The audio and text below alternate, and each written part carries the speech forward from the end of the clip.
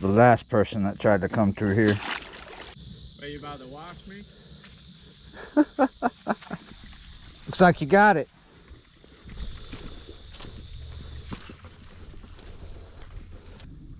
Welcome back to M Hood Fishing, everybody. This is Ray from Rigged PFA. Yeah, you're right. And right here on this beach. Oh, that's a tooth. Yeah, it's a tooth alligator, huh? Possibly alligator. Or like what you said a second ago, coyote. Maybe alligator. Yeah, it might be alligator. So this is the Mississippi River, and this is a big flat. We're pretty far down river, really close to Venice. That's not too much further. The mouth is actually a bit of a good ways, but close enough to make all kinds of things possible here. We are going to be looking for shark, flounder, gar, that sort of stuff, catfish if they're here, because we're going to be fishing this shallow water. As you can see, that mullet jumping right there going crazy. There's a lot of mullet. All right, guys, we're going to set up here. We're in the process. Let me show you the rigs that I'm going to use. Get one of them out here. Right here. This was made by Mikey Ninja 1000, I believe. Anyway, I'll have a link down in the description. He's up in New York. He makes these. You can contact him on the IG on Instagram. He'll make them to whatever you want. It's a shark rig. Let me get it out and show it to you. Right here on the package, this one says it's a 5-foot rig, 9/0 hooks. Check it out, guys. Really strong barrel swivel to start, and then you got really thick mono coming down to your steel leader. Very strong steel leader, and there's the hook right there. Now the lead, he has a sinker slide on here, and that lead is on there. I put a 3-ounce donut on there. Got some mullet. Spend a little bit of time to get some live bait or fresh cut bait. Got a crab. We're gonna fish with cracked crab. Let's keep everything partially alive by putting my champagne basket right here. One of the things that's gonna happen here when we start fishing cut bait, here we go, that's how we're hooking it. One of the things that's gonna happen when I get to the point where I'm throwing out cut bait, it's already been happening to Ray. Gaff top are gonna be messing with us, and crabs. That's why we're starting out with a live bait. A few times over the years, people have asked me why I don't fish this type of shark leader, which is pretty common in a lot of places where people are fishing for shark. Biggest reasons are because I mostly fish the river, and in a lot of places I just can't do a good cast with this. Can't do a real good long distance cast with it for a lot of reasons. Either just it's too big of a leader, or I'm in too tight of a spot. Let's see how well I can do it today.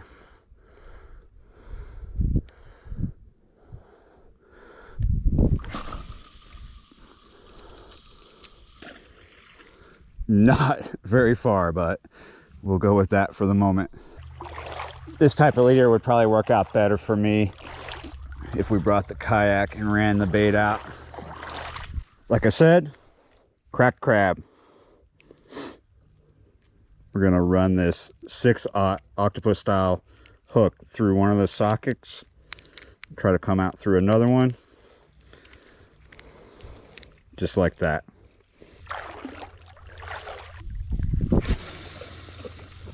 Whoa! What was that? Something chasing mullet is what that was. That was crazy. That makes me feel okay about not being able to do the greatest of long distance cast with that leader, because that was real close, right in here. Something of a good size chasing mullet. Awesome. Oh, I got something going on here. This is a bait runner and it's engaged. Something just gave me a massive slack line. Might be my bait freaking out. I'm gonna go ahead and reel that slack up. That may have been my bait freaking out. There is something hunting mullet here. Got a slack line again. Something's going on.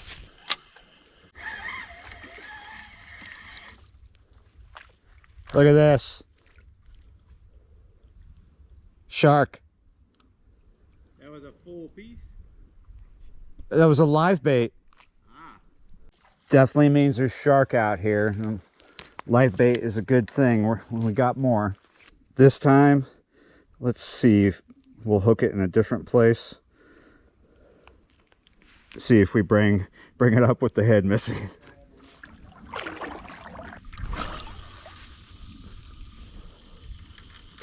Oh, that was a better cast. It's probably because I'm using a smaller live bait this time.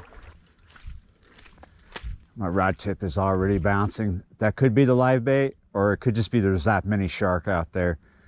There is a lot of activity. We're not here right at sunset, but that's right around the corner. It's coming. So fish should start feeding heavier and heavier as time goes on in this session. Oh, there we go. Oh, something just...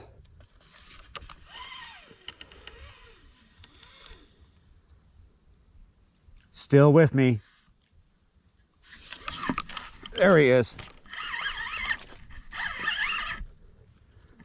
I am hooked up. He's already beaver tailing. Honestly, this feels like a cat. Don't feel like a shark quite yet.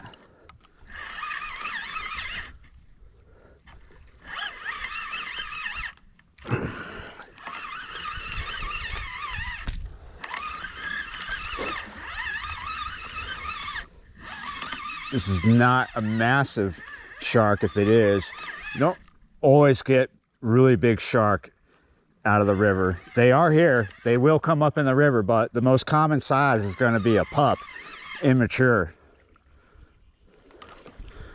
I'm not quite sure what this is. It might just be a small bull shark. That's what you're going to find in the river.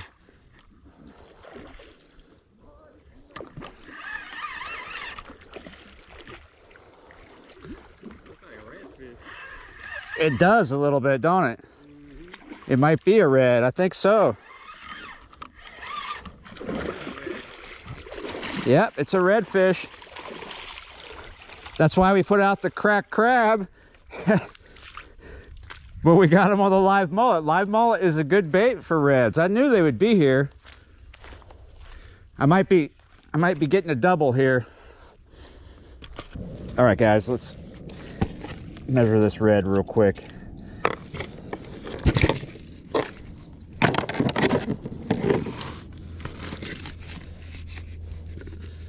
He's over 24. He's about 25.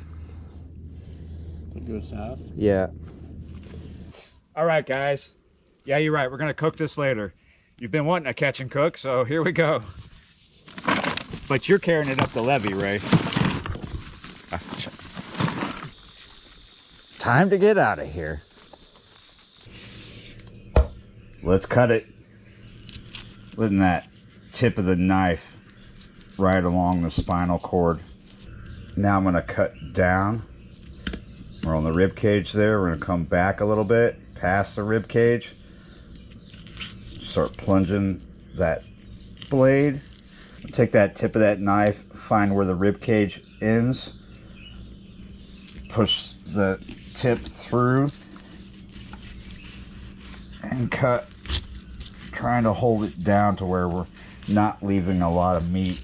But since I plan on cooking this into basically a red gravy, it's fine. I can just come take that off. There we go. We're opening it up. See where the rib cage is. We want to ride that blade down. Here we go.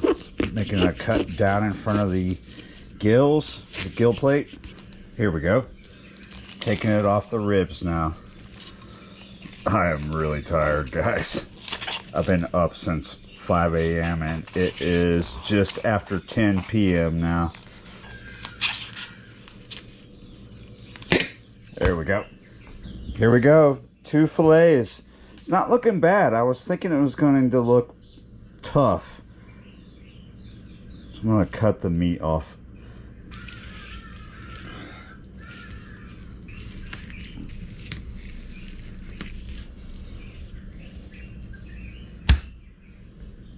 Here we go. I didn't show a lot of the cutting because quite frankly, I did a horrible job. Really tired. But I did get all the meat off in the end. Just we have a pile of trimmings right now. I am cutting the red stuff out.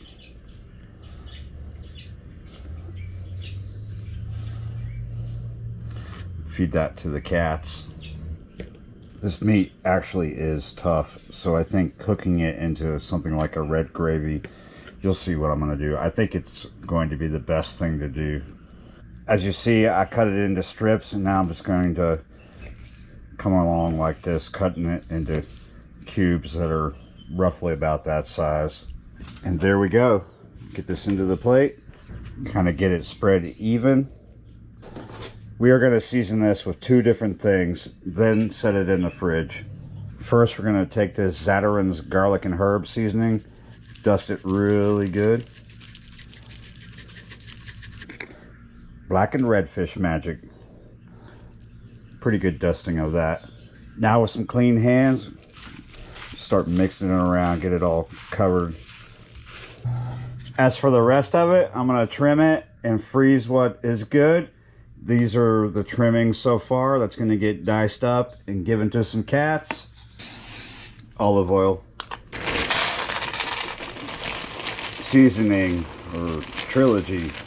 Onion, celery, green and red peppers. It's frozen, so we have about of a medium heat right there underneath it. Just let that sit and thaw. Now that my seasoning is starting to sizzle, I want to go ahead and add this fish.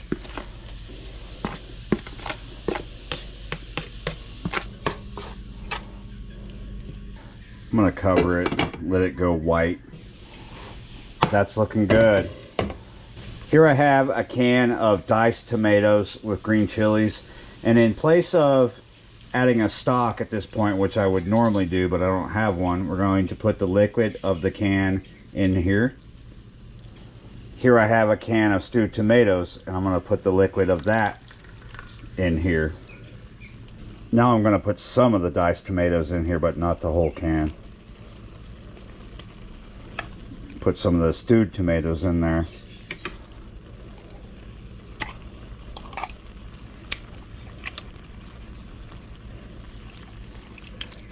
Put them all in there. Taking the spatula and kind of breaking up the stewed tomatoes. All of this will make its own stock. Here I have a small can of tomato sauce. I'm going to put that whole thing in there. Get it nice and stirred in there real good. Covering it, turning down the heat, going to let it simmer for a good while, maybe about 30 minutes. It's been maybe 20 minutes. Everything's looking good. I tasted a piece of the fish and it is good. We are going to add the roux now. The roux is in a jar. The way I've been doing this lately is I just kind of catch up to it. I don't add a lot to start. I'm going to add just about 2 chunks.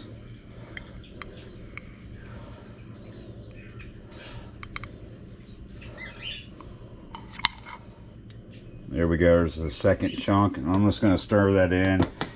This will thicken it. If I need more, I'll add more. I don't want it too thick, I don't want it too thin. I have another ingredient to add to this, another veg. I want to gently stir that roux in as well, because the more aggressive I stir, the more I break up the fish, and I don't want to break it up too much. That little amount of roux I put in there was just the right amount. It's perfect. We're going to add some okra now.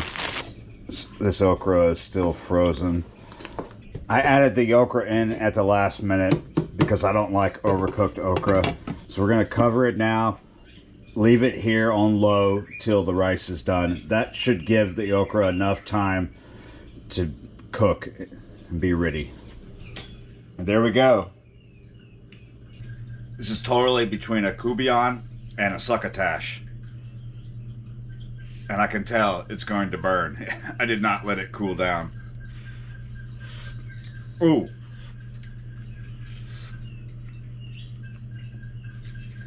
Yes, indeed, it is hot.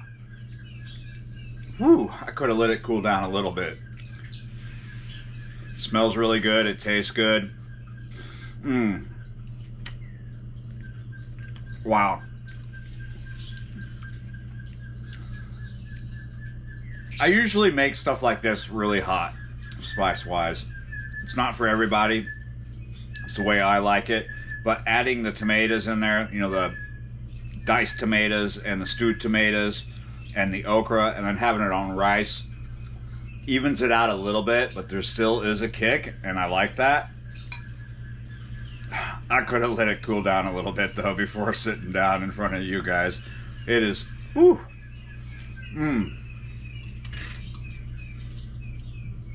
Redfish came out good in that. Still kind of cubed up, not too broke up at all. Tastes good. You can taste the redfish. Redfish is pretty good with that kind of spice. All right, guys, if you want to check out Mikey's page on Instagram, he makes these shark rigs and sells them. Go ahead, the link is down in the description. If you want to check out Ray's channel, the link is down in the description as well. Ray actually got a bigger fish today than I did, but I got a tastier one. All right, guys, thanks for watching, liking, sharing, and subscribing, and I will see you next time.